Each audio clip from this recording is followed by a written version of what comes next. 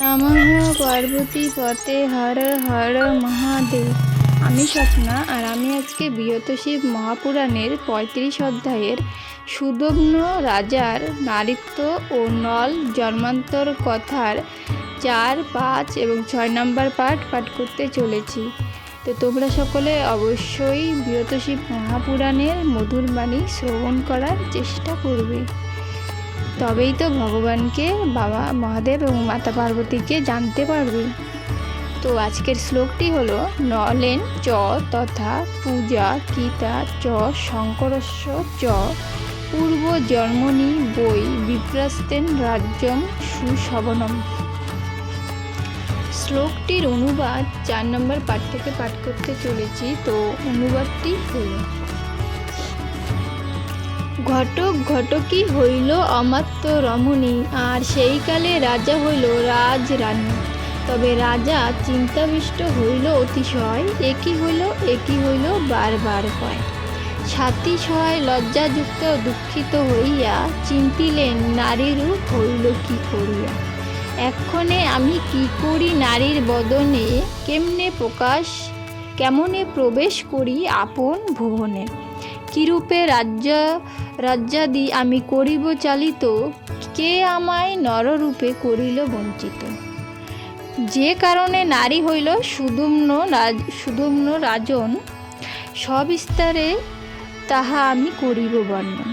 একদা কুমারবনে হর ও পার্বতী নানা রঙ্গরসে মত্ত আনন্দিত মতি। সনকাদি ঋষিগণ হরের দর্শনে হৃষ্টচিত্রে আগমন করেন সেবনে।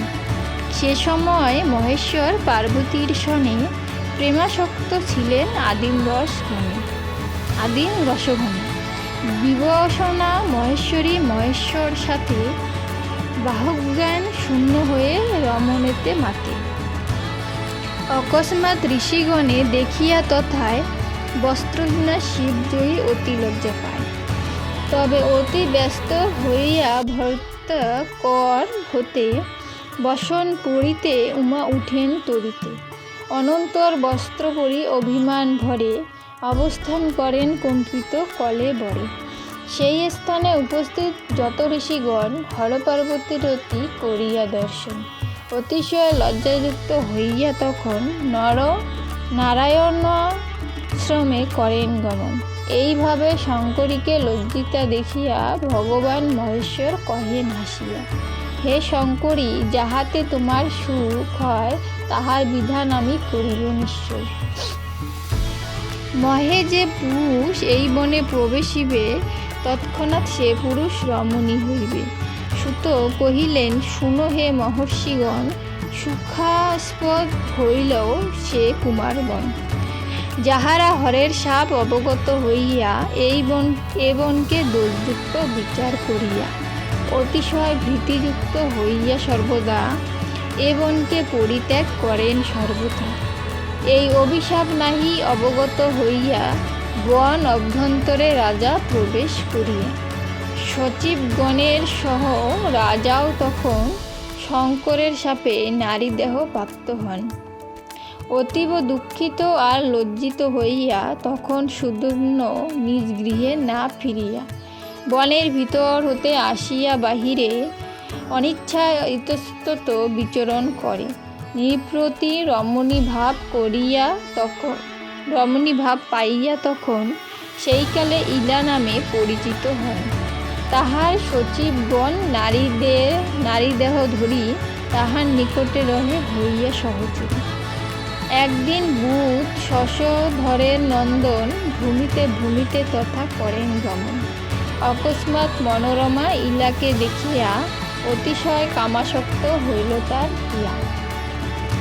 ইলাও বুধকে দেখি হইল প্রেমাসক্ত, প্রতিরূপে পেতে তারে বিচলিত চিত্ত। এইভাবে পরস্পর প্রেমের কারণে উভয়ে মাতিল তথা রতি সম্মেলনে। তাহাতে ইলার হইল গর্ভের সঞ্চার, যথাকালে এক পুত্র জন্মিল তাহার। পুত্র নাম পুরুরবা রাখিল তখন, কিন্তু পুত্র লাগি ইলা চিন্তামৃত মন। তবে নিজ কুল পুরোহিত মণিবর বশিষ্ঠকে স্মরণ করেন। অতঃপর স্মরণ মাত্রেতে মুনি বশিষ্ঠ তখন অবিলম্বে সেই স্থানে উপনীত হন। মুনিপদে প্রণাম করিয়া ইলা নারী আপন কাহিনী তারে কহেন বিস্তারী। ইলার বদনে শুনি অদ্ভুত কাহিনী, কারণ জানিতে ধ্যান করে মহামুনি। শঙ্করের অভিশাপে হইল এই মতো, রাজার কারণে তিনি হলেন দুঃখিত। অতঃপর ইলা প্রতি করেন আদেশ, নারী রূপে শিব পূজা করহ বিশেষ। প্রসন্ন হইলে তিনি দানিবেগ বর, তুমি পাইবেক নর কলেবর। মুনির আদেশে ইলা আনন্দিত মনে ভক্তি করে শিব পূজা করিল বিধানে। অতঃপর স্তব পাঠ করি ভক্তি ভরে নমস্কার করিলেন দেব মহেশ্বরে। তার স্তবে সন্তুষ্ট হইয়া ভগবান উদ্যত হলেন বর করিতে প্রদান। রমণী রূপেতে রাজা সুদম্ন তখন আপনার পুরুষত্ব করেন প্রার্থনা। আপন সত্যতা রক্ষা করিবার তরে দেব মহেশ্বর কহিলেন নিপ্রতিরে। 1 মাস পুরুষত্ব পাইয়া রাজন পরমাসে নারী রূপ করিবে ধারণ।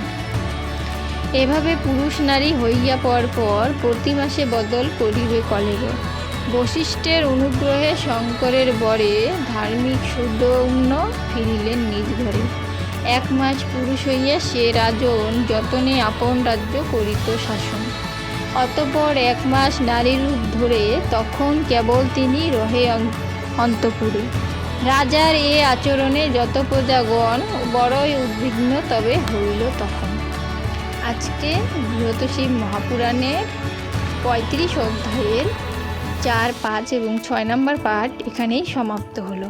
এর পরদিন পাঠ করলে 35 অধ্যায় সমাপ্ত হয়ে যাবে। তো সকলে অবশ্যই চেষ্টা করবে ভগবানের এত সুন্দর মধুর বাণী শ্রবণ করার, কারণ ভগবানের এই মধুর বাণী যদি শ্রবণ না করেন তাহলে কখনোই ভগবান সম্পর্কে জানতে পারবেন না। আর ভগবান সম্পর্কে না জানতে পারলে এই পৃথিবীতে জন্মগ্রহণ করাটাই পিতা হয়ে যাবে।